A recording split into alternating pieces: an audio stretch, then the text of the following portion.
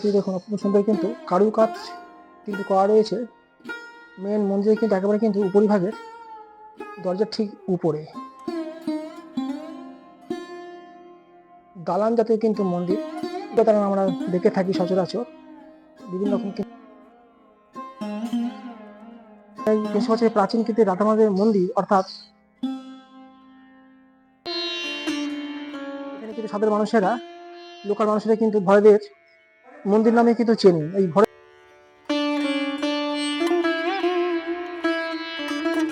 যে পুজো হয় সেগুলো কি কি হয়? এগুলো রাধা অষ্টমী হয়, জন্মাষ্টমী হয়, তারপর দোল উৎসব হয়, ঝুলন উৎসব হয়, এরকম সব। আর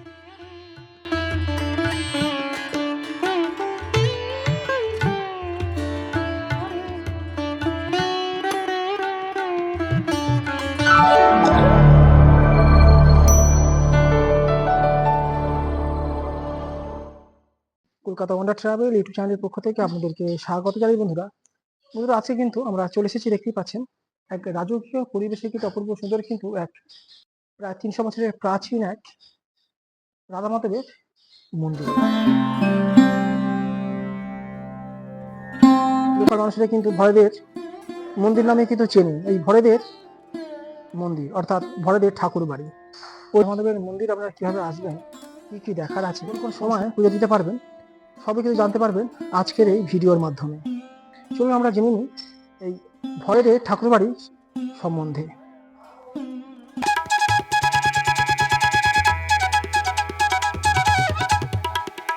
গরুদের কিন্তু একটি খুব সুন্দর কিন্তু আমরা মূর্তি দেখতে পেয়ে যাব, যেটা কিন্তু দেখা যাচ্ছে, এবং শ্রী শ্রী রাধা গোবিন্দ মন্দির।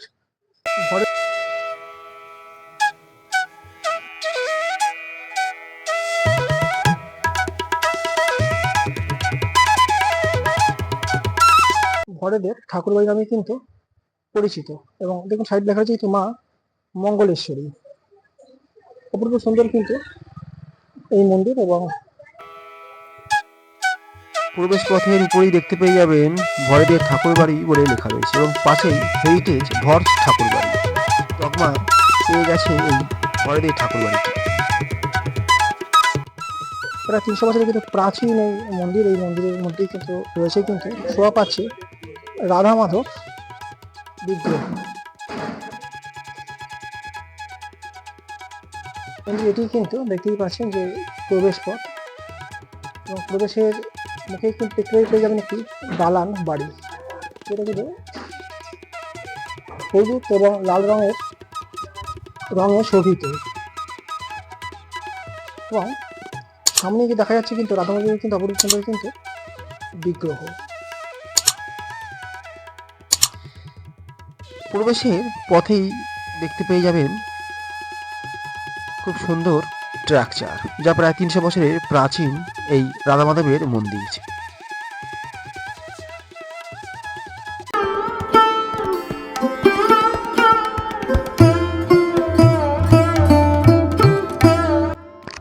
মন্দিরে কিন্তু প্রবেশের মুখে কিন্তু দেখতে পাবেন কিন্তু একটি শিবলিঙ্গ এবং একটি ছোট কিন্তু শিব মন্দির, যেটা কিন্তু এখন দেখতে পাচ্ছেন।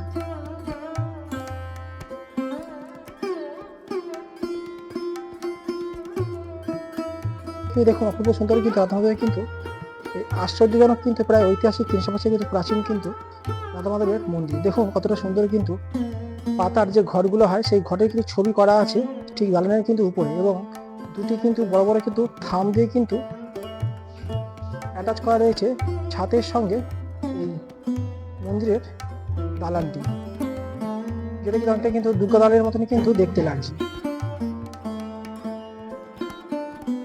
এবং মন্দিরের ঠিক দেখতেই পাচ্ছেন যে মেন মন্দির, এটি কিন্তু মূল মন্দিরের সামনে কিন্তু রাধা মাধব কিন্তু শোভা পাচ্ছেন। মন্দির ঠিক এক পাশে কিন্তু রয়েছে ভগবান ভোলানাথের কিন্তু বিগ্রহ এবং ছোট একটি মন্দির, এবং ঠিক আর এক পাশে রয়েছে কিন্তু মা কালীর কিন্তু একটি ছোট মন্দির, এবং মা মঙ্গলাময়ী দেখতেই পাচ্ছেন যে মা মঙ্গলেশ্বরী কালী মাতার একটি বিগ্রহ।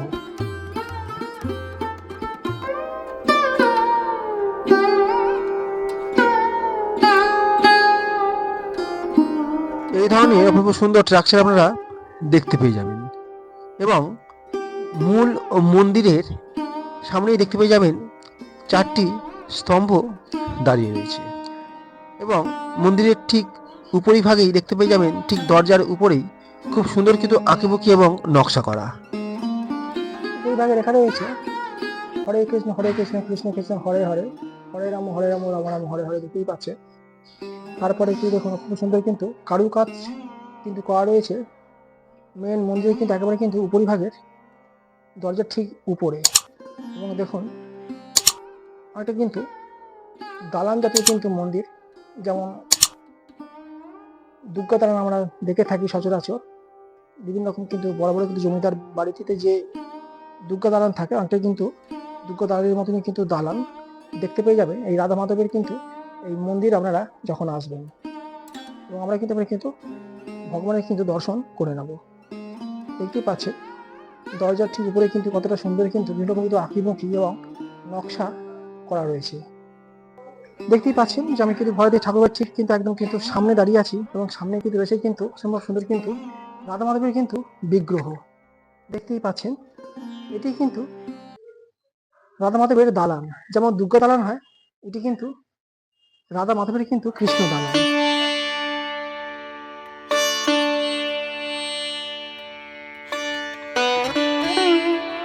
পেয়ে যাবেন যে রাধা মাধব মধ্যখানে বসে আছেন, এবং রাধা মাধবের চারপাশে কিন্তু রয়েছে কিন্তু রাধা মাধবের সখীরা।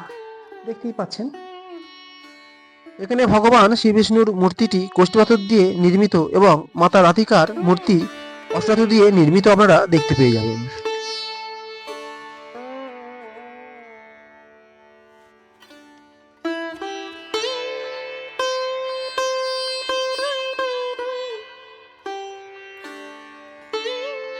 ভগবান শ্রী বিষ্ণু এবং মাতা রাধিকার সঙ্গে এখানে ভগবানের সখীদেরও দেখতে পাওয়া যায়।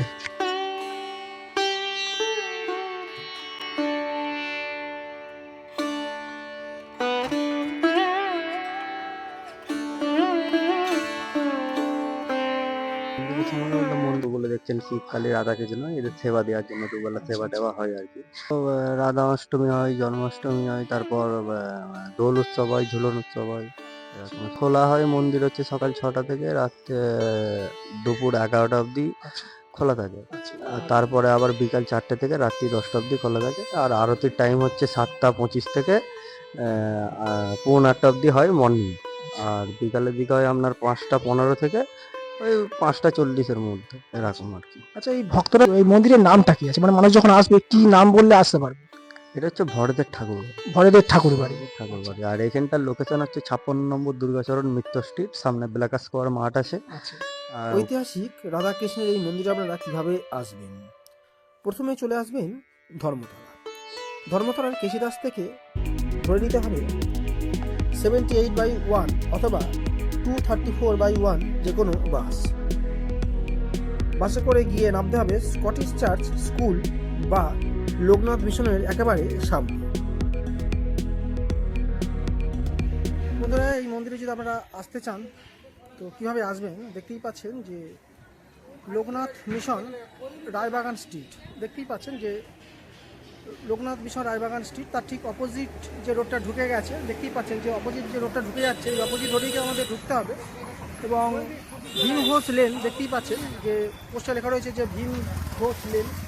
এই সামনের যে রোডটা সোজা চলে গেছে, এই সোজা রোডেই কিন্তু আমাদের প্রবেশ করতে হবে আজকের যে মন্দিরে আমরা যাচ্ছি তার জন্য। সোজা রোড দিয়ে প্রবেশ করলেই ব্যাংকটি দেখতে পেয়ে যাবেন ভীম ঘোষ বাই। একটু এগোলেই দুর্গাচরণ মিত্র স্ট্রিটে গিয়ে পৌঁছে যাবে। তার ঠিক সামনের উল্টো দিকে একটি মিষ্টির দোকান দেখতে পাবেন, তার গলিতে প্রবেশ করলেই কিন্তু আপনারা দেখতেই পাচ্ছেন যে এই মন্দিরে আসার জন্য কিন্তু দেখবেন এই সাধক রামপ্রসাদ উদ্যান, এই ঠিক সাধক রামপ্রসাদ উদ্যানের ঠিক সামনে দিয়ে কিন্তু আমাদের যেতে হবে। এবং সামনে দেখতেই পাচ্ছেন যে মন্দিরটি কিন্তু দেখা যাচ্ছে। অর্থাৎ ভরতের এই রাধাকৃষ্ণের এই মন্দির সংক্রান্ত ভিডিওটি যদি ভালো লেগে থাকে তাহলে অবশ্যই কলকাতা ওয়ান্ডার ট্রাভেল ইউটিউব চ্যানেলটিকে সাবস্ক্রাইব করে পাশে থাকবেন। এইরকমই কিন্তু জানা অজানা বিভিন্ন রকম কিন্তু ট্রাভেলিং সংক্রান্ত এবং বিভিন্ন রকম কিন্তু টেম্পল সংক্রান্ত কিন্তু ভিডিও পেয়ে যাবেন কলকাতা ওয়ান্ডার ট্রাভেল ইউটিউব চ্যানেলের মাধ্যমে। ধন্যবাদ। নেক্সট ভিডিও নিয়ে খুব তাড়াতাড়ি হাজির হচ্ছি কোনো একটি নতুন ভিডিওর সঙ্গে। ভালো থাকবেন বন্ধুরা।